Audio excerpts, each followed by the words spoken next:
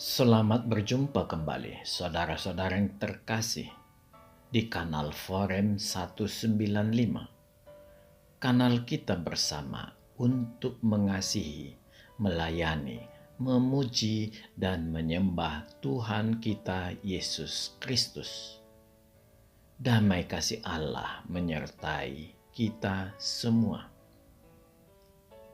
Saudara-saudara yang dikasihi Tuhan, kita bertemu kembali di edisi khusus Natal 2025, di episode yang ke-D. Di episode yang lalu, kita sudah melihat betapa ajaibnya manusia yang bernama Yesus Kristus itu, serta perbuatannya yang juga serba ajaib. Ada dua hal yang harus kita pahami bila kita ingin mengerti tentang sisi kemanusiaan dan sisi kealahan Tuhan Yesus Kristus. Saudara bisa melihat itu dengan kacamata diametral, yang artinya bila saudara ingin melihat sisi kealahan Yesus Kristus, maka saudara harus melihatnya dari aspek kemanusiaannya. Sebaliknya, jika saudara ingin melihat sisi kemanusiaannya, maka saudara harus melihatnya dari aspek kealahannya. Dia adalah Sang Firman yang berinkarnasi menjadi manusia. Sebagai Sang Firman, Dia adalah Allah itu sendiri. Berkisar 350 nubuat selama 10.000 tahun, atau dari mulai Allah Yahweh menubuatkan pertama sekali di kitab Kejadian 3 ayat 15 tentang kehadiran Juru Selamat sebagai manusia. Saudara-saudara yang terkasih, Yesus Kristus dalam berkarya di dalam dunia manusia, Dia konsekuen menjalani hidupnya sebagai manusia itu sendiri. Itulah arti mengosongkan diri, di mana Tuhan hidup di dalam casing manusianya dan tidak mengandalkan keilahiannya sama sekali. Yesus Kristus hidup hanya di dalam persekutuan roh manusianya dengan roh ilahi yang ada di dalam dirinya. Alkitab bersaksi, iman diukur bukan dari besar kecilnya, melainkan dari kualitasnya. Manusia sendiri, jika memiliki iman sebesar biji sesawi, akan dapat memindahkan gunung. Kita tidak bisa membayangkan iman yang dimiliki seorang manusia yang segala-gala unsur kemanusiaannya berasal dari sorga. Dengan demikian, kita tidak perlu heran bahwa Yesus Kristus mampu melakukan banyak mujizat, karena memang semua itu dilakukannya di dalam koridor integritas dan otoritasnya sendiri. Begitu banyak bukti yang diperlihatkan Alkitab yang memperlihatkan Dia adalah manusia. Demikian juga bukti tentang keilahiannya juga sangat bertabur. Bahkan, bila kita jujur melihat kehidupan Tuhan, boleh dikatakan Dia hidup bagaikan manusia yang bukan berasal dari dunia ini. Dia benar-benar orang asing, di mana tidak seorang pun dapat melakukan apa yang dilakukan Tuhan Yesus Kristus. Sekalipun demikian, kita tetap dapat mengangguk dan mengerti, sekalipun kita tidak mampu melakukannya. Jadi, sangat wajar kita berlaku seperti itu setelah melihat perbuatan Tuhan. Memanglah, Dia berasal bukan dari dunia ini. Dia berasal dari sorga. Demikian juga halnya orang Kristen tidak merasa aneh jika Yesus Kristus mampu bercerita tentang akhir zaman, karena Dia adalah Allah itu sendiri yang memang bermaksud mengajari manusia agar kembali ke fitrah awalnya, sempurna kembali seperti Bapa. Sebagaimana dikatakan di Matius 5 ayat 48. Dia sudah memulai karyanya 2000 tahun yang lalu dengan menebus dosa seluruh manusia.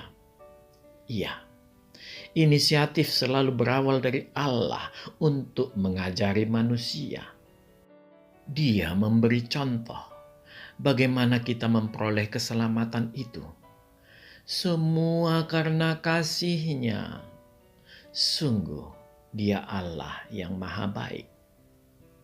Saudara-saudara yang terkasih, nubuat demi nubuat hadir, semua memperlihatkan kehadiran Sang Firman sebagai manusia. Karena memang itulah rencana Allah, menyelamatkan manusia dengan cara manusia, sehingga Dia sebagai manusia bisa mengorbankan dirinya menjadi korban penebusan dosa.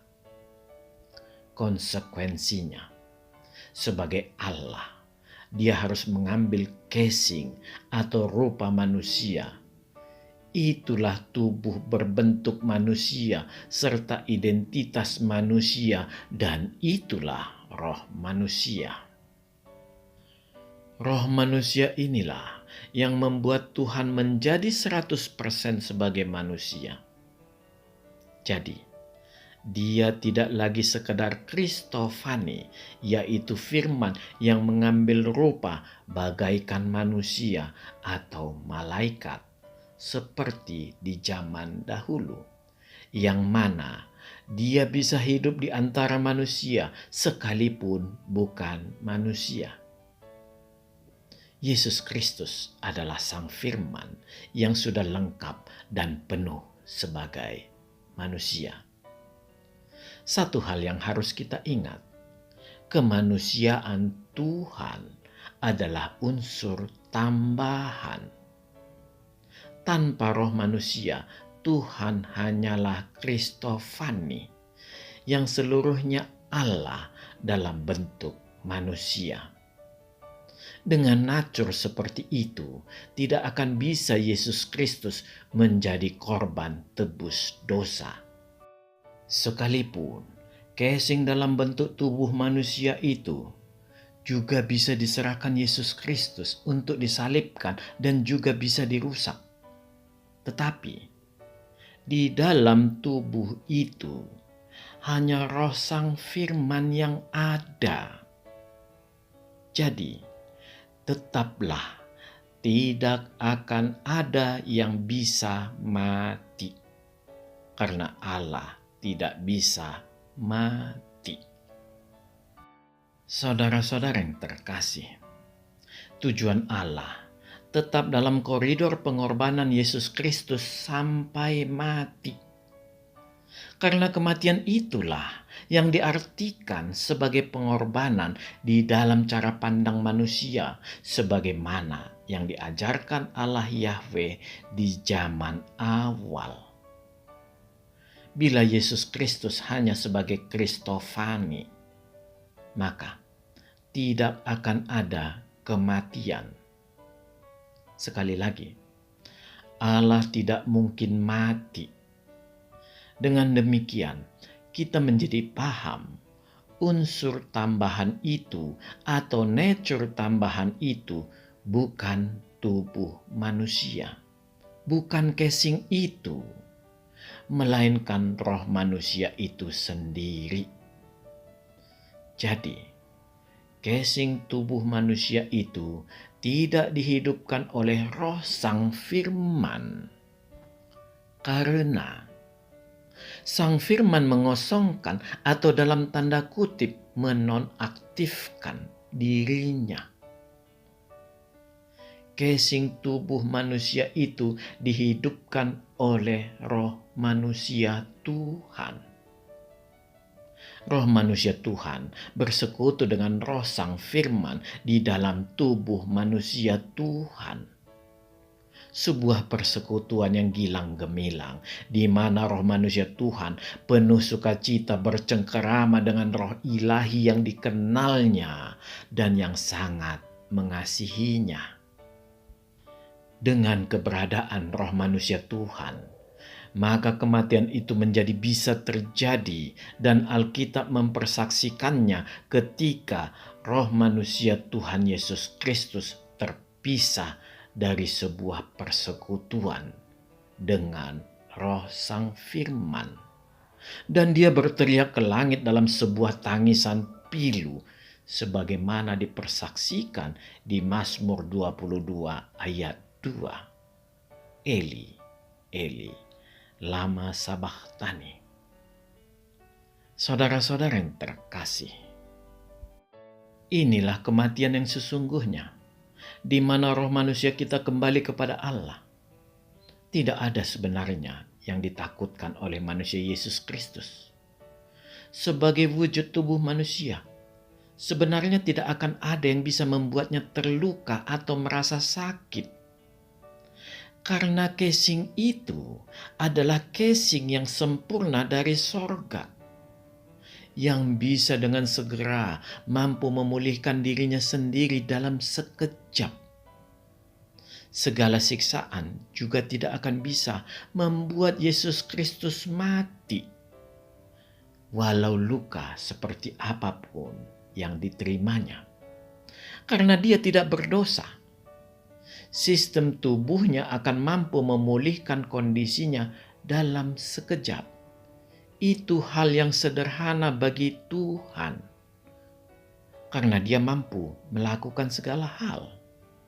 Jangankan memulihkan luka dirinya, menghidupkan orang mati juga dapat dilakukannya. Tetapi ketika Sang Firman mengatakan sudah waktunya, maka yang ditakutkan roh manusia Tuhan benar-benar terjadi. Persekutuan yang sempurna itu terputus. Ketakutan yang pernah membuat Tuhan bagaikan bermandi butir-butir darah di Taman Getsemane di malam sebelum penyalibannya menjadi nyata. Roh manusia Tuhan berteriak, "Allahku, Allahku, mengapa engkau meninggalkan aku?" Sang Firman sendiri yang memberi roh manusianya kepada Bapanya. Saudara-saudara yang terkasih, dari sini kita menjadi paham mengapa Tuhan Yesus Kristus menyibukkan diri untuk memberitakan kabar keselamatan dan mengenalkan dirinya dari mana Dia datang. Dia tahu manusia harus diberi gambaran yang logis dan dapat ditangkap akal budinya. Berdasarkan inilah, terlihat jelas Dia memang memiliki otoritas atau legal standing untuk mengabarkan kondisi akhir zaman. Karena Dia mengetahui semua itu. Dengan demikian, manusia bisa melangkah ke arah mana tujuan hidupnya. Semua kembali kepada pilihan-pilihan. Marilah kita melihat pengajaran Tuhan Yesus Kristus tentang akhir zaman yang kita ambil dari Injil Markus 13 ayat 3 sampai 37. Ketika Yesus duduk di atas bukit Zaitun berhadapan dengan bait Allah, Petrus, Yakobus, Yohanes, dan Andreas bertanya sendirian kepadanya, "Katakanlah kepada kami, bila manakah itu akan terjadi dan apakah tandanya kalau semuanya itu akan sampai kepada kesudahannya?" Maka mulailah Yesus berkata kepada mereka, "Waspadalah, supaya jangan ada orang yang menyesatkan kamu. Akan datang banyak orang dengan memakai namaku dan berkata, 'Akulah Dia.' Dan mereka akan menyesatkan banyak orang. Dan apabila kamu mendengar deru perang atau kabar-kabar tentang perang, janganlah kamu gelisah.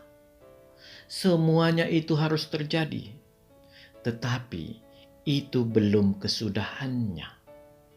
Sebab bangsa akan bangkit melawan bangsa dan kerajaan melawan kerajaan.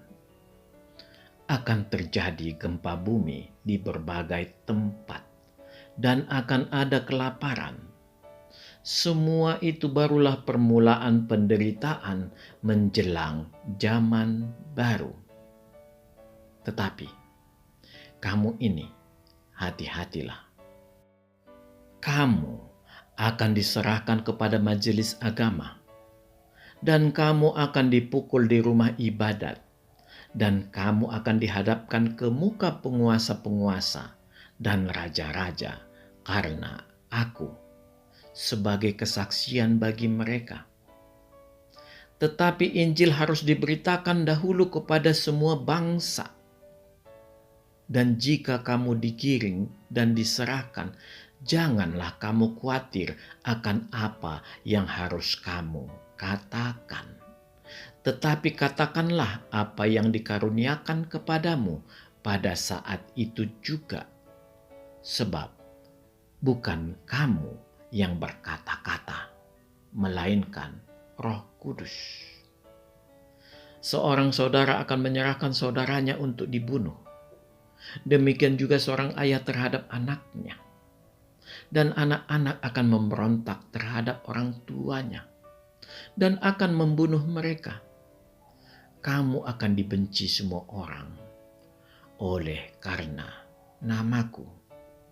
Tetapi orang yang bertahan sampai pada kesudahannya, ia akan selamat. Apabila kamu melihat pembinasa keji berdiri di tempat yang tidak sepatutnya, para pembaca hendaklah memperhatikannya. Maka orang-orang yang di Yudea haruslah melarikan diri ke pegunungan. Orang yang sedang diperanginan di atas rumah, janganlah ia turun dan masuk untuk mengambil sesuatu dari rumahnya. Dan orang yang sedang di ladang, janganlah ia kembali untuk mengambil pakaiannya. Celakalah ibu-ibu yang sedang hamil atau yang menyusukan bayi pada masa itu.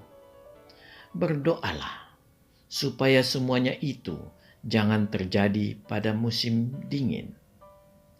Sebab pada masa itu akan terjadi siksaan seperti yang belum pernah terjadi sejak awal dunia yang diciptakan Allah sampai sekarang, dan yang tidak akan terjadi lagi. Dan sekiranya Tuhan tidak mempersingkat waktunya, maka dari segala yang hidup tidak akan ada yang selamat. Akan tetapi, oleh karena orang-orang pilihan yang telah dipilihnya, Tuhan mempersingkat waktunya. Pada waktu itu, jika orang berkata kepadamu, "Lihat, Mesias ada di sini," atau "Lihat, Mesias ada di sana," jangan kamu percaya. Sebab Mesias-Mesias palsu dan nabi-nabi palsu akan muncul, dan mereka akan mengadakan tanda-tanda dan mujizat-mujizat dengan maksud sekiranya mungkin menyesatkan orang-orang pilihan. Hati-hatilah kamu. Aku sudah terlebih dahulu mengatakan semuanya ini kepada kamu. Tetapi pada masa itu, sesudah siksaan itu, matahari akan menjadi gelap dan bulan tidak bercahaya, dan bintang-bintang akan berjatuhan dari langit, dan kuasa-kuasa langit akan goncang. Pada waktu itu, orang akan melihat Anak Manusia datang dalam awan-awan dengan segala kekuasaan dan kemuliaannya. Dan pada waktu itu pun, Ia akan menyuruh keluar malaikat-malaikatnya dan akan mengumpulkan orang-orang pilihannya dari keempat penjuru bumi, dari ujung bumi sampai ke ujung langit. Tariklah pelajaran dari perumpamaan tentang pohon ara. Apabila ranting-rantingnya melembut dan mulai bertunas, kamu tahu bahwa musim panas sudah dekat. Demikian juga, jika kamu lihat hal-hal itu terjadi, ketahuilah bahwa waktunya sudah dekat, sudah di ambang pintu. Aku berkata kepadamu, sesungguhnya angkatan ini tidak akan berlalu sebelum semuanya itu terjadi. Langit dan bumi akan berlalu, tetapi perkataanku tidak akan berlalu. Tetapi tentang hari atau saat itu tidak seorang pun yang tahu. Malaikat-malaikat di sorga tidak, dan Anak pun tidak, hanya Bapa saja. Hati-hatilah dan berjaga-jagalah, sebab kamu tidak tahu bila manakah waktunya tiba. Dan halnya sama seperti seorang yang bepergian, yang meninggalkan rumahnya dan menyerahkan tanggung jawab kepada hamba-hambanya, masing-masing dengan tugasnya, dan memerintahkan penunggu pintu supaya berjaga-jaga. Karena itu, berjaga-jagalah, sebab kamu tidak tahu bila manakah tuan rumah itu pulang. Menjelang malam, atau tengah malam, atau larut malam, atau pagi-pagi buta. Supaya kalau ia tiba-tiba datang, jangan kamu didapatinya sedang tidur. Apa yang kukatakan kepadamu, kukatakan kepada semua orang. Berjaga-jagalah. Saudara-saudara yang dikasihi Tuhan, nasihat Yesus Kristus sangat sederhana. Berjaga-jagalah. Tidak ada nasihat yang lebih bijak dari itu. Yesus Kristus harus tetap berada di dalam koridor dunia manusia, yang mana manusia itu dapat melakukan pilihan-pilihan hidup bagi dirinya. Yesus tahu pilihan hidup yang tidak terhingga itu harus tetap terbentang di hadapan manusia. Itu adalah hak yang dimiliki manusia yang diberi Allah sebagai konsekuensi bentuk kesempurnaan sebuah ciptaan. Sungguh luar biasa Allah kita. Sekalipun pilihan itu tidak terhingga dari seluruh alam semesta ciptaannya, tetaplah semua tunduk pada otoritas Tuhan Yesus Kristus. Karena memanglah kepala kita akan tertunduk sangat dalam ketika membaca dari Kolose 1 ayat 16 sampai 20. Ternyata segalanya ada di dalam Tuhan Yesus Kristus. Untuk menutup renungan kita, marilah kita membacanya. Karena di dalam Dialah telah diciptakan segala sesuatu yang ada di sorga dan yang ada di bumi, yang kelihatan dan yang tidak kelihatan, baik singgasana maupun kerajaan, baik pemerintah maupun penguasa. Segala sesuatu diciptakan oleh Dia dan untuk Dia. Ia ada terlebih dahulu dari segala sesuatu, dan segala sesuatu ada di dalam Dia. Ialah kepala tubuh, yaitu jemaat. Ialah yang sulung, yang pertama bangkit dari antara orang mati, sehingga Ia yang lebih utama dalam segala sesuatu. Karena seluruh kepenuhan Allah berkenan diam di dalam Dia. Dan oleh Dialah Ia memperdamaikan segala sesuatu dengan dirinya, baik yang ada di bumi maupun yang ada di sorga. Sesudah Ia mengadakan pendamaian oleh darah salib Kristus. Demikianlah firman Tuhan. Masih adakah yang membuatmu ragu pada kuasa Tuhan Yesus Kristus? Kenalilah Dia dan bertekuk lututlah padanya. Dialah Tuhan dan Allahmu. Segera ambil keputusan sebelum kematian datang menjemputmu.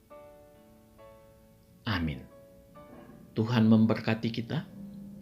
Marilah kita masuk ke saat teduh sejenak.